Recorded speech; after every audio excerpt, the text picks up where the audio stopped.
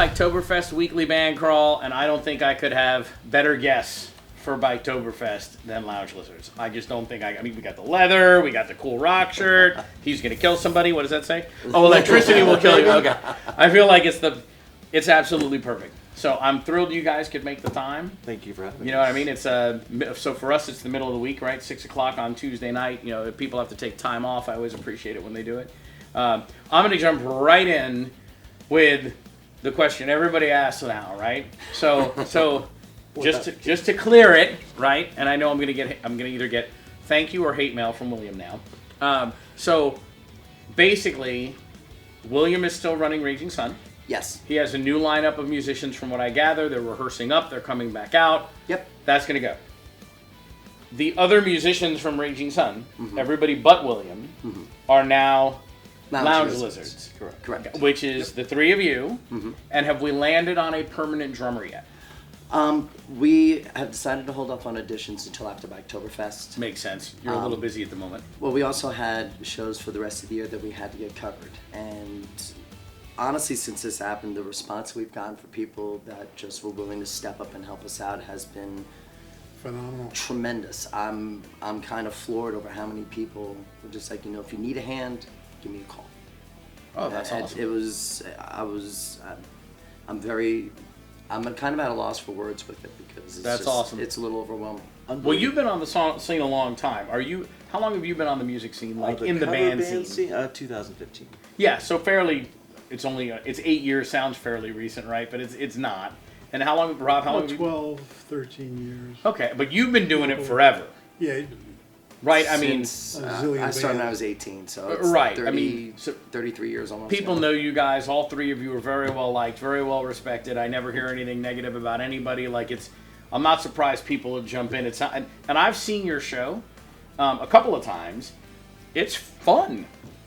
You guys have a really cool mix, and every time I go, I walk out and go, they didn't play that last time. That's a new song. It's a very cool mix. So you're fully booked the rest of the year, right? You're all set, and now you're booking into 2023. Yep. Calendar full yet? I've already had 2 different places book us out through the end of next year. Nice. I've got 2 others. I've actually got to contact very shortly. Nice. Tomorrow. But I'm starting to get some feedback. There's some of the regular places we play we definitely want to stay with. But, sure. We always want to try something new. Want to get out and expand and bring it to a different crowd. And just for any of the club owners that watch the show, how do they get you guys? Do they go to the Lounge Lizards Facebook page? How do they book the band? You can contact us on look at that. They're all like, yeah, that's Facebook all page him. at Lounge Lizrds, and it's spelled Lyzrds. I know it's a funny spelling. Yeah, that's all right. But everybody who knows me knows that's been my nickname, so that's kind of where it came from. Okay. But contact us there on Facebook. I'll usually respond pretty quickly, and let's see what we can do. Perfect. And if you have a hard time remembering the spelling or there's any issue at all, you can reach out to me. I can absolutely put them in touch with you. Thank you. Right. So how long have you been with the band? I've been with them, 2019? Yes. Yeah, me and Jay auditioned together the first time. Is that when you guys met at the audition? Did you guys play together? No. Oh, okay. 3.5 years ago. It was in March of 2019? Yeah. Around that time. I think it was, So you guys hadn't worked together at all before that? No. Now you do some classical work, correct? If I remember right, Carol always talks about what a great keyboard player you are. I've played with an orchestra a few times, the Village's Philharmonic. I played second piano. My friend Sergey, who was trained in the Moscow Conservatory, was piano 1. He's doing all the glissando runs, and I'm just doing chords. Doing your thing. Yeah, but it's a lot of fun. Yeah. So you play a wide variety of stuff. Sure, I like to play anything that I enjoy. For sure. We think heavy, hard rock, like Ozzy Osbourne. You wouldn't think Ozzy Osbourne with Tears for Fears. Oh. Well, that's what I like about you guys. You wouldn't put them together normally. That's what I like about you guys. It goes from the heavy end of the spectrum to flat out bubblegum.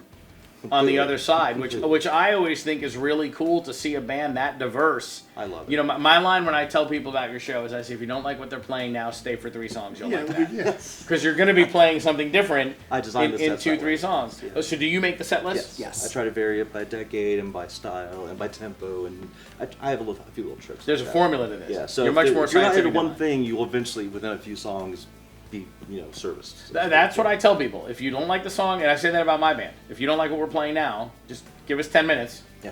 You'll like where we're going to be, because Yeah, we move up and down like you guys do. Do you all pick the songs together? Like the new songs? Is it kind of groupthink? We each come up with 2 or 3 ideas. Okay. We bring them to the studio. Right? We work on them. Mm-hmm. Some stay, been great. Some fall by the wayside.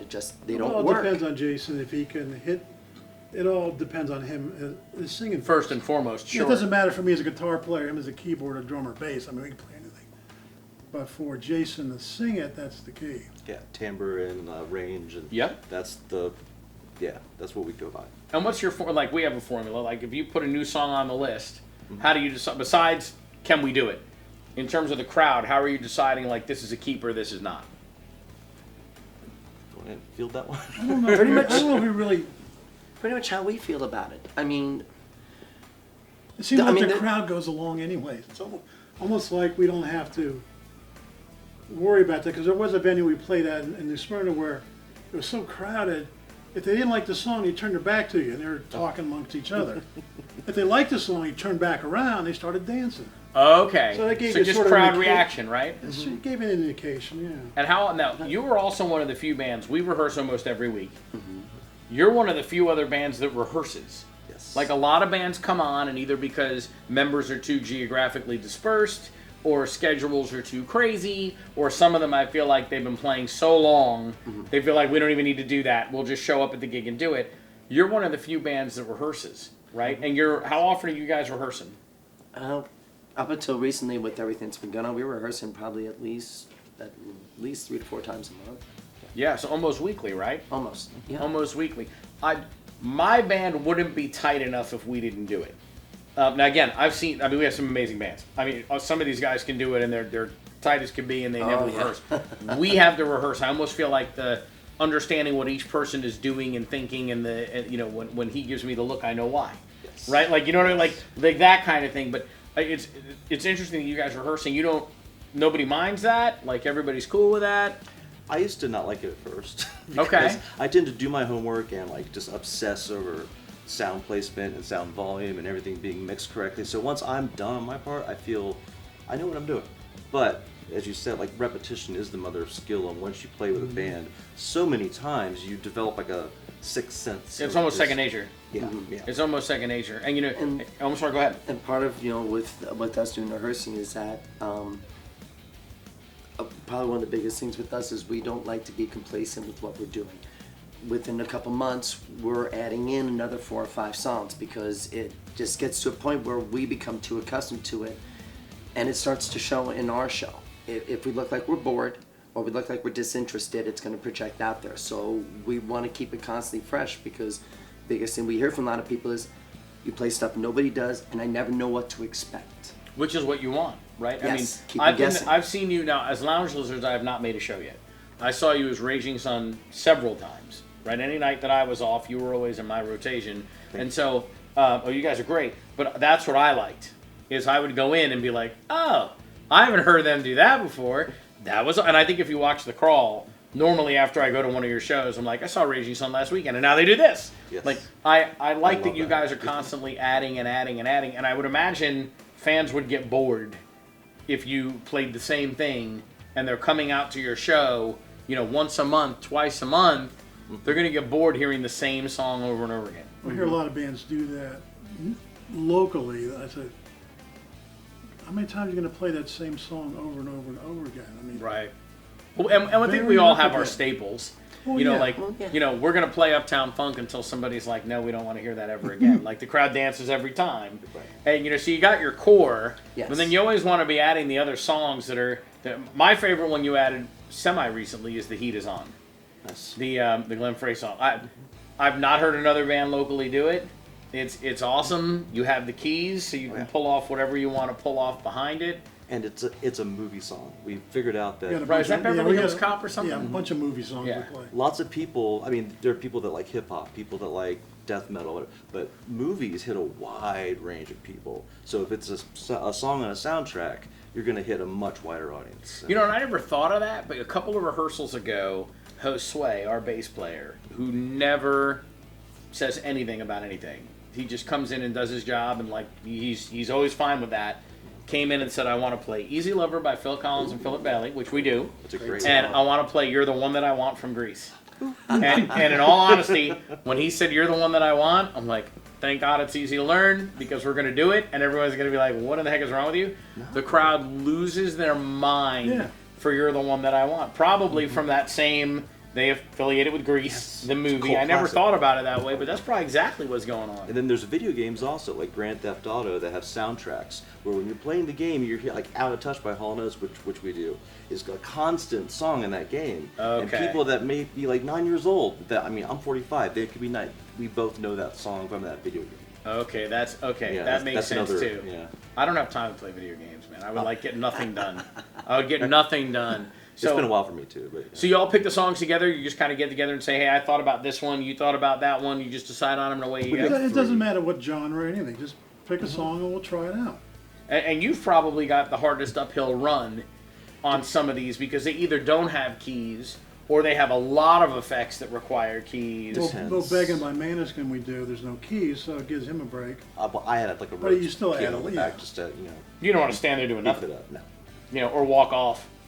There was one song AC/DC TNT Mm-hmm. actually walk off. Even though there is a second guitar part, which I wasn't aware of at first, but I was like, Me you neither. know what? It's nice to have one song where I can just watch my band perform, and it's great because I just get to see him hopping around and Yes, he is very animated. He is very active. I I'm don't know tired how he does it. watching. At the end of the show, I'm like, I'd just pass out in the truck. Like I wouldn't be able to do it.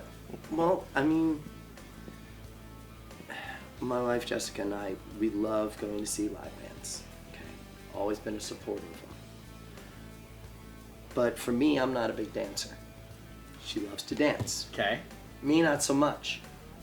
But I still want to be entertained.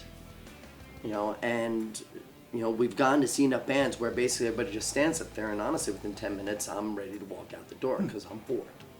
So my thing is put on a show. That's what people want. They want a show.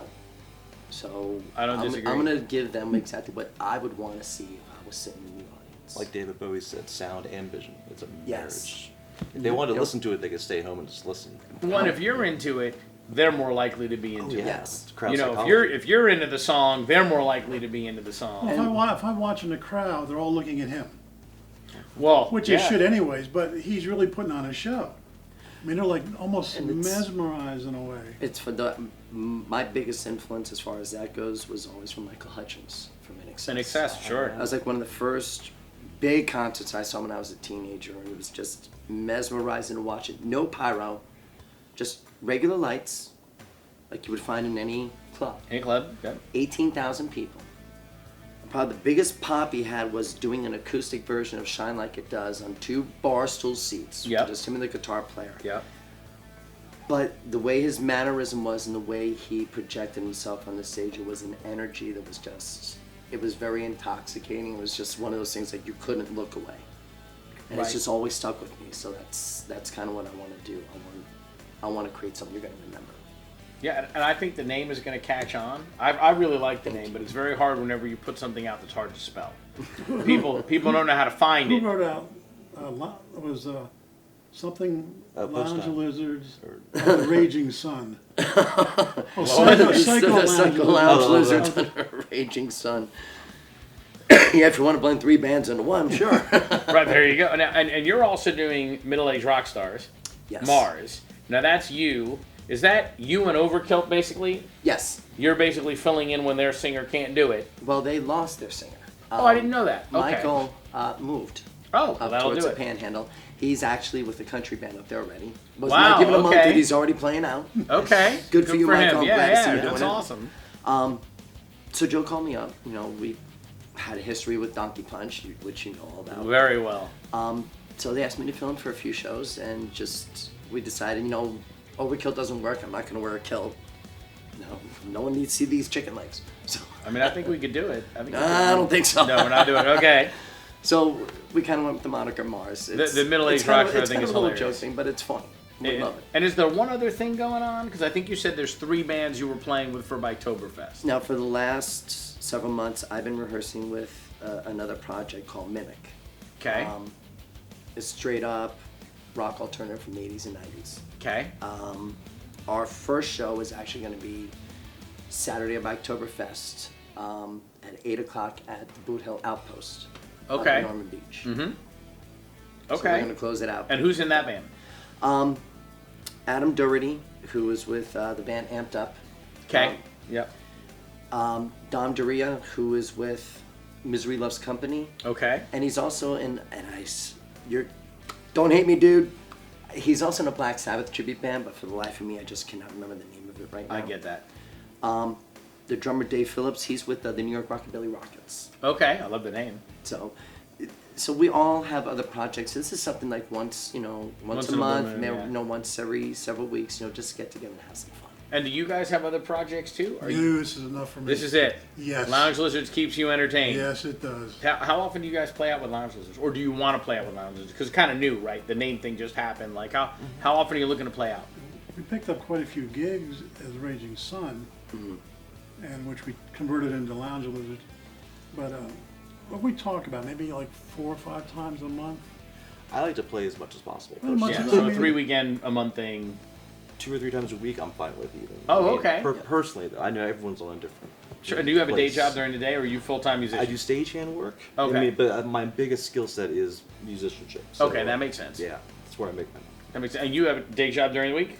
Yeah, I'm self-employed. I work at home pressing shirts. I sell shirts on Amazon and eBay. Gotcha. In So fact, you've got other stuff this going month on is, too. from now until the end of the year is my money time. It's going to be the busy January season. to October.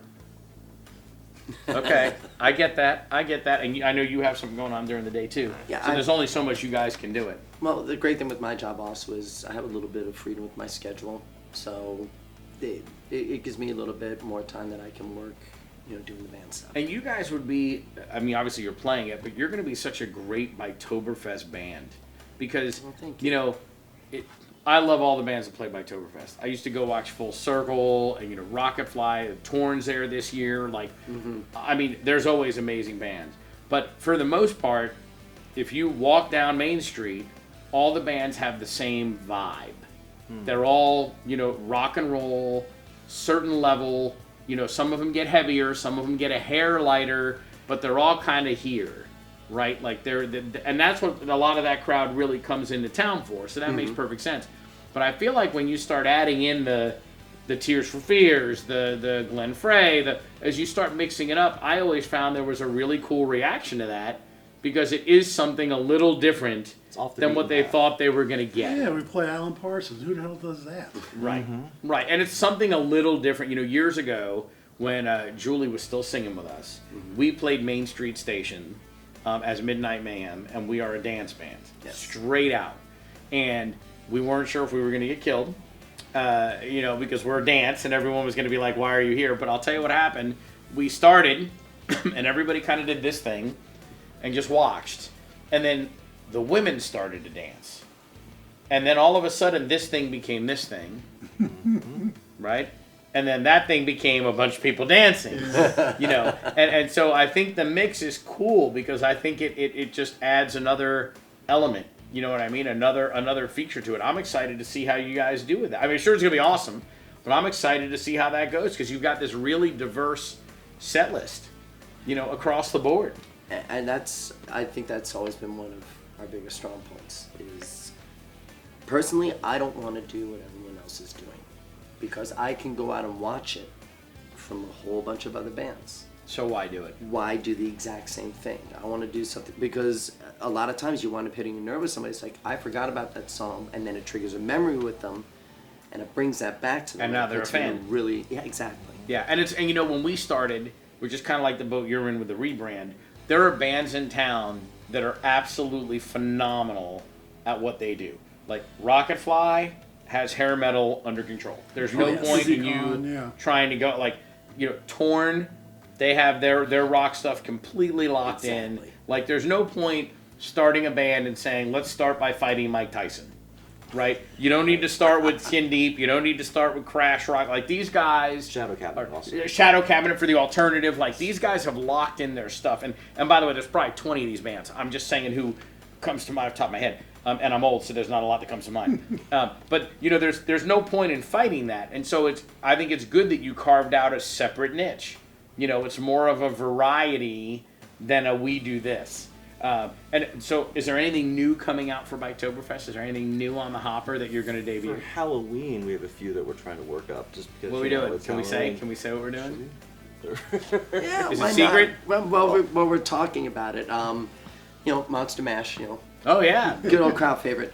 Now, All 4 chords. for us, we've been fans of the band Typo Negative. Yeah. And Okay, I sure. used to do a Concerts. version of Black Number 1 years ago, and he had There's a mentioned good amount it. of keyboard in it. and Oh, I'll it's bet. Spooky. I know that I'm and familiar with the band, Perfect but I don't know Halloween that song. song. Yeah. And Okay. So it's something I would love to bring back. And believe it or not, and I wound up looking it up. No More Tears actually is a great Halloween song. The Ozzy Osbourne No More Tears? I finally looked up. I was going over the words to make sure I knew, and I was on this website, and I found out what it was about. And it's about a serial killer stalking his victim. Oh, okay. So after I didn't know read either. that, and then I kind of looked over, I was like, ooh, that's kind of creepy. Okay. Spooky. That's awesome. And those are coming out. Is there a Halloween party gig for you guys this year? We are going to be at Midway? on the 29th at La's Midway Saloon down in Lake Alfred. How is that? She seems like a very nice lady. It's our first time there. Never been there. We actually It seems like it's cool from the description, but I have not made it out there. And the woman who runs that place, I've been back and forth with on Messenger. She seems very, very nice. yeah. So you'll she's have to been let everybody very know what nice. you think of that. And there's actually a couple friends of ours from out at Leo's in Lakeland recommended us to her. Nice. Very nice. And so, tell me, there's got to be a favorite song you guys love to play. Like, what's Jay? Do you have a favorite song that you're like, I look forward to this My song? favorite band is Depeche Mode, so I mean I like that we do Depeche Mode, but it's not. I mean, as far as like my favorite song that the band does, I mean I'm glad we do that song, but right now it's the Alan Parsons Project, Eye in the Sky series. Sure. And I've heard you guys do that. Did one before. for my child. I gotta agree with Jay for both of those songs. As far as, cause I never played. I've heard of Depeche Mode, but I never heard "Enjoy the Silence" Okay. until I did hear it. I go, wow, this is great. It just has that melody. Okay, so that's one of your top ones too. Yeah. What about you've got to have a favorite? I mean, you're out front singing them. Well, I have a lot of favorites. The running joke that Jay and I have is every band has a couple songs that are their guilty pleasure. Oh, of course. Okay. We play them because we want to, and you'll Yes. just survive the 3 minutes that we do. And for Yeah. for me, that probably our biggest one would be Faith No More. Okay. Epic, yeah. Yeah. I've been a huge fan of this for a long time, so I love the fact that we're doing something by them. Right, and that's the Me too. that's the Jay I remember because that was more the Donkey Punch vibe. Yes. Right? So you two probably don't know, but my first band down here was Almost Unknown, and a great group of guys: Chris Giles, Will Cochran, Greg Flynn, and myself. I was definitely the weakest link, by the way. I was new to the music scene, like I was the weakest link, and we couldn't get shows. It's the deal when a band first starts, it's really hard to get shows, and you're going back almost 20 years now. But Jason was in Donkey Punch with Joe, and they were like, "Oh, you can't book a show? Well, we're playing here. Come play our break." And so we would go play the break. And I mean, we must have done that at 10 clubs. And, The biggest time was Club 1792. We did that a lot. at there. Rumors. Yeah. And I mean, I miss that place. I do too, actually. But we used to, and so we got booked because we would play the break. The club owner would hear us. These guys would be like, "Oh, you should book," and then we got our start doing that. That's so cool. Which is, and we try and do that for bands now. The biggest challenge for us is we're in ears. And Yes. some bands can do that, and some bands can't do that. Yep. And it's everything now is super digital. We're on a Behringer X32. We all have our own in-ear mix, so it isn't like where the band would come up, sit down behind the drums, and be like, "Just give me a little more singer, and we're good to go." You know what I mean? But we still try and do that, and I still tell people that I'm like, that's how we got gigs and how we got going. And so whenever we can do it for another band. Well, you did it for us when I was in the Grip with Dan Powell. Oh, yeah. I didn't know you were in the Grip. I told you I'm old. I don't remember. That's okay. That's right. You did the same thing at, I was up in Oviedo. What was the name of the place? Yes, I do remember that. The Kiss owned club. we Rock and Brews. Yeah. Rock and Brews. That's right. That's right. So I'll tell you, since you were in the Grip, so Dan Powell's a very good friend of mine. And he can really sing. Like, his voice has just gotten to the point that, like, he can really sing. Well, we won this contest with Almost Unknown. And he still plays around, Ben Torres. Phenomenal guitar player. At the time, he was 15. He won a radio contest to have his band open for Little River Band. Wow. 10,000 people at this huge show. And he knew one of the guys in the band, an Almost Unknown. And so we became the band that was going to play this thing, and Ben played with us too. Well, Little River Band is, Lonesome Loser, that thing. We were Godsmack and Breaking Benjamin and this. So we did this thing, and, we heard the band before us, and we were like, oh no. And so we play, and the crowd really liked it. Everyone was cool. We dialed it down. We did like Rebel Yell, Talk During Me, whatever. But I remember this roadie coming up to Dan and saying, hey, you got one more. And Dan is fearless. Like, fearless. And he gets right on the microphone to this crowd, and he's like, you guys want one more? I'm like, they're going to boo. But they didn't, And so we did the song, but like, Dan is awesome. And then he had and now, he's launching a full band version of Fireside. Oh, I didn't know that. Yes, he's in the middle. There for the last 2 or 3 or 4. He's in the middle of taking that from a duo over to a full band. So that's right. I totally forgot about the Grip. Interesting. Totally forgot about the Grip. So there's got to be, even if it's not now, Lounge Lizards is new. So it could be when you were Raging Sun. It could be something else. But you probably know by now. I always say there's got to be something hysterical that happened. There's got to be a story that happened in one of the bands that you're like, oh my God, you won't believe this. And you know what's going to happen? You're going to leave. You're going to leave and be like, think of it. Do you have one? We'll be down the road a mile and go, oh, You'll have to call me and we'll zoom it in. You've got to have something, especially with all the Donkey Punch and the. I have at least 3 of your band on my own. Probably one from Donkey Punch that stuck out in my head was we were doing a Bike Week show. It was the first night, and we were at the end of the night, and we were playing. It was Jump Around from House of Pain and Ice Ice Baby. We used to do like the current remix version of it. And I'm standing on front of the stage, and out of nowhere, I'm being bounced off the stage. And I'm not jumping, which what I usually do. So I'm like, well, what the hell's going on? I turn around. It's about 20 kids behind us, late teens, early 20s, all jumping up and down the stage. Look behind drums kit, you could see it starting to bounce off the riser. I'm like, oh, let's just end the song. We come back the next day. They come up and tell us, you can't do it again. You guys broke the stage last night. Wow. So we had to reinforce it with 2x4s and everything. And you can't do that again. Then they came up later and said, dude, everyone's talking about it. So that was awesome. I still remember. You're going to have to tell me what venue it was. In the same vein, I went and saw Donkey Punch. And I want to say it was outside at the Gin Mill. The Gin Mill Airport. The Land. Okay. Oh, yeah, And your bass player, was that Jason? Forgive me his... Yes. Right? He is jumping up and down. And all of a sudden, he went through the floor of your stage, and he is now this high in the stage. Didn't miss a note, but was like, wow. What in the hell happened here? He went right through it. There's a beam going around. Yeah. Just a stage I'm going through. Yeah, that's it. Right, there you go. He went right through the floor of your stage. We actually wound up counting it. Between the time we were with Donkey Punch, there was literally 6 different clubs where we actually broke a stage. Either putting our foot through it or just, like I said, with Bike Week, just somehow we managed to put a hole or just break a stage somewhere. Which for a lot me, of it was Jason. Which for me says 2 things. It says that you guys are crazy and you're jumping around like lunatics, and it says you were playing some really interesting clubs. That you're falling through the stage floor. You know what I mean? Mixture of the two. I'll give you a scary one, Dave. We played at Hard Rock for the first time about 2 months ago. Mm-hmm. I mean, this is great on the beach. You're facing a gorgeous. All the Oh yeah, we played there. rooms. Yes, beautiful. And the people were coming out on the balcony. Oh, this is going to be great. We set The up. sound was immaculate. Yeah. I mean, it just.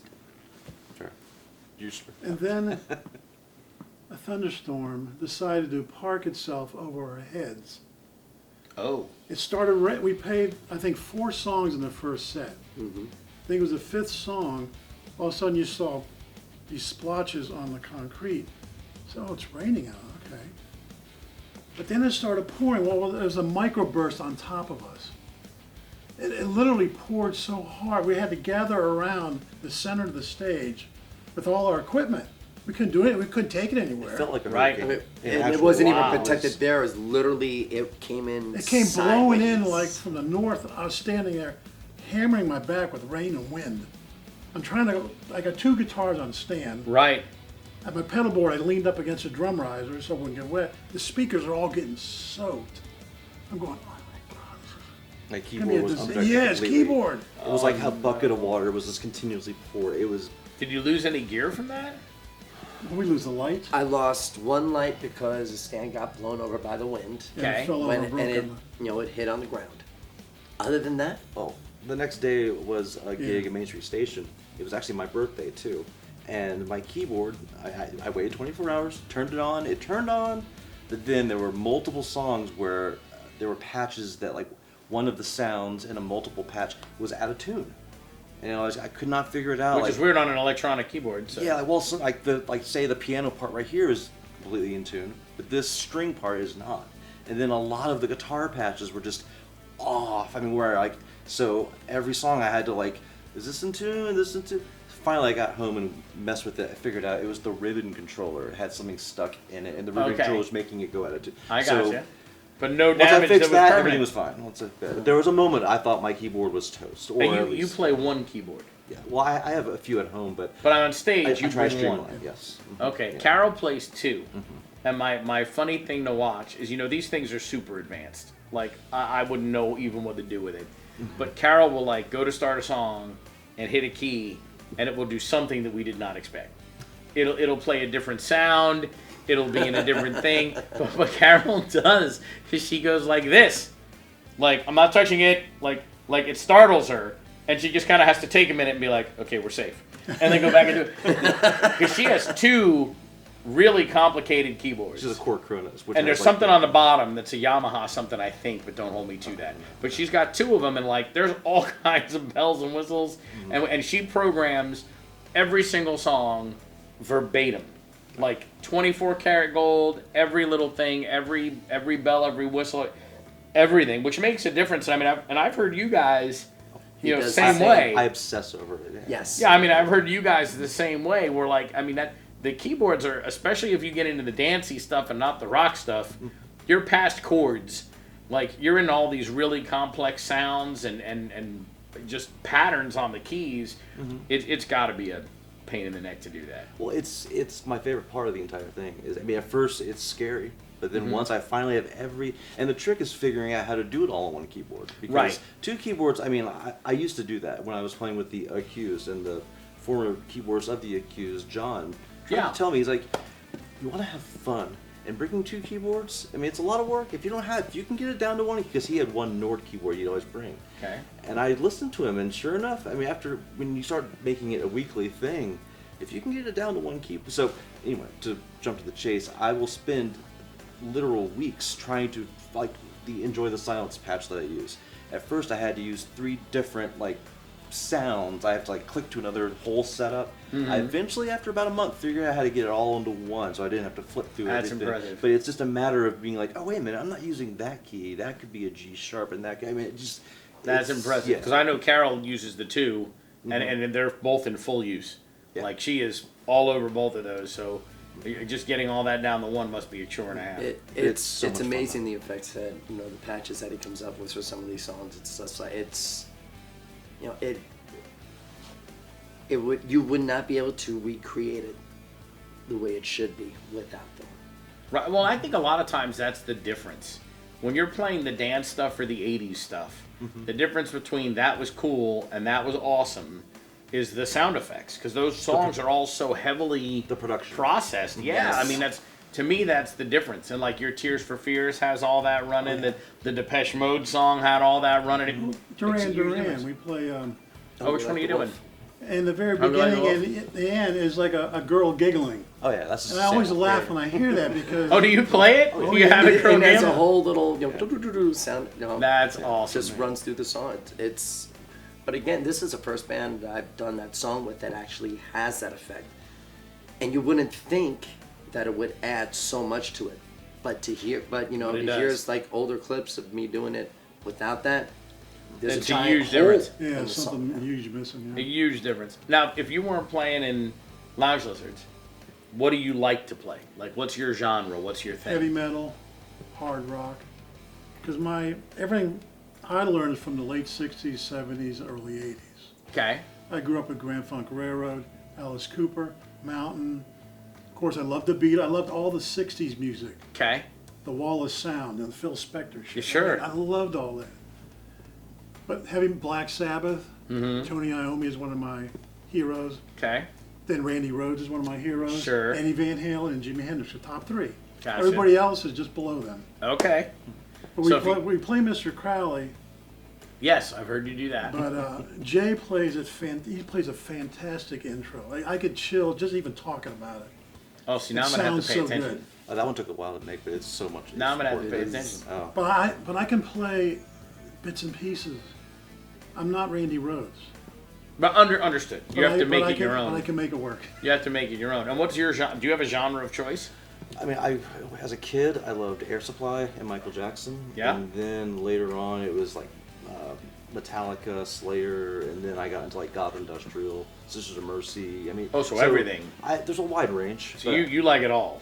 But I mean, mainly, I love being able to recreate things like top 40, that stuff I grew up with on the radio, like because nowadays with YouTube you can find isolated tracks and hear Yes. exactly what's going on. Like Mr. Crowley's a great example. There's keyboard through the whole song, but it's so low in the mix you wouldn't be able to tell. I didn't even know it was there. Exactly, but Yeah. they have the isolated track, so now I can play exactly what's. So your ear catches. It sounds like the actual recording, even That though is awesome. if I didn't have that isolated. So I basically play YouTube. That's what I'm doing. Right, I use yeah. YouTube as a tool, and then figure out the sounds on my keyboard, and then it's like that extra. That's what I added do advantage. too. Whenever I learn a song, bring up the video. Usually I bring up the live video because the studio video is so overproduced. Right. There could have been 3 guitars back there and nobody told you. But at least with the live version, I can see what everybody's doing and how they're making it sound like the recording. And I almost know the answer, but what would you be doing if you could do whatever you want? Hookah. Actually, I think you might be surprised. Country. Really? Okay, you I- caught me there. I wasn't I- expecting that. I grew up on We got to learn country now. I'm down. I'm Well, down. I At mean- least a couple songs. when I was a kid. Some of my favorite artists: Dolly Parton, Kenny Rogers, John Denver. But I also grew up on folk music. My dad was part of the Coachman in the early '60s back Okay. in Greenwich Village. Yeah.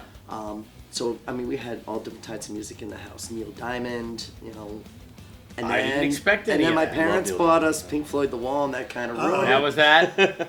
But I always had an affinity for country. But it actually, I mean, even growing up, I listened to everything from Def Leppard to Rush to Tears for Fears to. If I liked it, it didn't matter what genre it was. So you like it all. I mean, and I was growing up in New York City back in the 70s and 80s, so at the time it was a huge melting pot of all different kinds. I mean, I was growing up in Flushing, Queens, so around us, you'd have, bands like Anthrax starting out, but you also have groups like the Beastie Boys and Run DMC, so you had all these different kinds of music in one area. Sure. So you like it all, but country would be your thing if you could just. So now you're going to wind up with I some haven't country really done songs. a country band Oh, yet. yeah, I've done I'm sure we will. pretty much You're going to everything wind up with else. some country songs now. I was raised on country too, to about age 7. I really? was raised in Virginia, and Kenny Rogers, Oak Ridge Boys, Alabama. All right, now Oak Ridge Boys always amaze me because they do American Made, Oh, my. and there is a bass note in there that guy is singing Yeah. that is almost inaudible. The same guy that does the Mao. Yeah, but he hits a note in that American Made over and over again in the choruses that, like, you almost have to turn your stereo up and be like, oh crap, that really is like, that would be He's very, actually- very He's cool. a true basso profundo. Oh He's my got the gosh, low crazy. bass, yeah. Well, now I'm looking forward to seeing what the next country song is. That's it. And you're doing some hair metal too, right? I think there was some hair metal in the mix. Yeah, we just added Blame It on the Boom Boom from Blackstone Cherry. Mm-hmm. I love that song. Well, hair metal, we have like Bon Jovi, Runaway. We were doing I love Def Leppard, but we were doing Pour Some Sugar, which everyone does. Sure. I'd We're like doing to some add, other Def Leppard too, which you haven't done in a while. yeah, I'd still like to do like Bringing on the Heartbreak, something from like Oh, High and yeah, Dry or yes, something. yes. Like, but I remember but that. as far as hair metal, we were doing Round and Round too, but we're trying to like find things that have keyboard in them. Like Def Leppard had Right. keyboard on High and Dry. Yeah. And All right. Of We course, did Poison Hysteria. too, but there's no really keys in it. And even Right. some like the newer Def Leppard, like Oh, yeah. I really got hooked on their new album that they did, Diamond Star Halo. Like I wanted. Is that the brand new one? Yes. Okay, I've heard a couple songs from it. I just Kick didn't know was the name. probably that was like their lead off single. And Yeah. I already told the guys I would love to add it because it's just that it's that Def Leppard sound that you'd recognize from the '80s. It's modern. Now, do people come up to you and tell you, "I'd love it if you played this"? Like, do your fans Oh, yeah. ask Oh, you to yeah. play? Oh, Oh yeah. yeah. We were at Leo's, a girl, we were just getting ready to start a song. The girl comes up to me. I couldn't hear her because everything's so loud. Of course. So she got her phone. It was Donna Summer. Really? I said, no, we don't. I'm sorry. But you could. We could learn, See, yeah. at the same time though, the sound guy from Leo's, Scott, during one of the breaks played "Dirty Laundry" by Don Henley. Yep. Which we all kind of looked at each other like, this would be a great song to, and now it's in our set. I mean, That's so it was a awesome. suggestion, just like a. That's awesome. Yeah. So you know what I'd love to hear you do, because I think you'd crush it. Looks That Kill. I think you'd crush it. Some crew is a little tough for me vocally. Oh, I'm sure. Oh, the I mean, keyboards? honestly, There will be. Okay. There will be. he's not the same as he was back in the day. Vince Neil had Oh, really yeah. incredible range. Yeah. Some of the stuff they did, like, it gets up there. That's For why sure. I like Shout at the Devil and stuff. That's why I don't do it Okay. because I know I'll sound Fair like enough. crap. That stuff is challenging. Does indeed. Queensryche count as hair metal? Yes. We are bringing back Silent Lucidity because I figured Really? out the whole orchestration. That's a great song. and that's more in his range. Like That's a Jeff- great the- song. Oh yeah. Well, I appreciate you guys making the time to come out here and do it. Oh, thank you so I'm looking much. forward to catching the new show. I think I went to your first show at Fredster's as Lounge Lyzrds. I Yes. did with Joe Yes, you Hilaro did. on the Yes, you drums. did. Yep. With Joe Hilaro on the drums. I think that was your very first Lounge I Lyzrds show. think you're right, was. yeah. That's awesome. So I look forward to getting out and seeing another one. You know that we're all playing when each other's playing. Exactly. And then I know, you can't. exactly. And then you turn to your wife on the night off and be like, "We're gonna go see bands," and she's like, "You think you're gonna go see bands?" Yeah. My wife is uber patient, but she's like, "No, you're not doing any of that." So, but I definitely am gonna get to another show. I'm thrilled you guys could take a chance to do it. Definitely check these guys out if you have not done it yet. You will not be disappointed. You can catch them this Biketoberfest, and then there's a whole calendar on their Facebook page. Check it out for sure. And if you're a club owner looking for a new band but old souls, Here we they've been are. around, done that, pros right out of the gate. And I think it always says something. I said this to Scott Cater too. It always says something when a band can turn around and be like, okay, major change, we're this now, we're doing this. And the clubs are like, okay, what day do you want to book? Because they know the quality they're getting out of you guys. Exactly. And it's not an unknown to them. And that Nope. says something. Because a lot of bands will change members, and the club owner will be like, well, time out. I want video. I want this or I've- this or this. I've run into that many times. But this band did not. I mean, you guys didn't miss a beat. It was, okay, we're Lounge Lyzrds. We're going. That's it. Like that. That was very impressive. But I'm also going to say this, so part of that, personally, I think also just comes from the support that we've had from the community around us. And Sure. So personally, I mean, I want to say thank you to everybody that reached out to us. If just advice, words of encouragement, anything. From the bottom of my heart, I appreciate it Yeah. all. I'm because glad it to see really you made a guys doing difference. so It was well with it. It's overwhelming. awesome. It's awesome. Thank Well, you. check these guys out for sure. Have a safe Biketoberfest. Have a blast. Hopefully, you won't even remember it when it's done. And we will see you next week. Thanks, and thank you, Dave, for having us. Oh, you bet.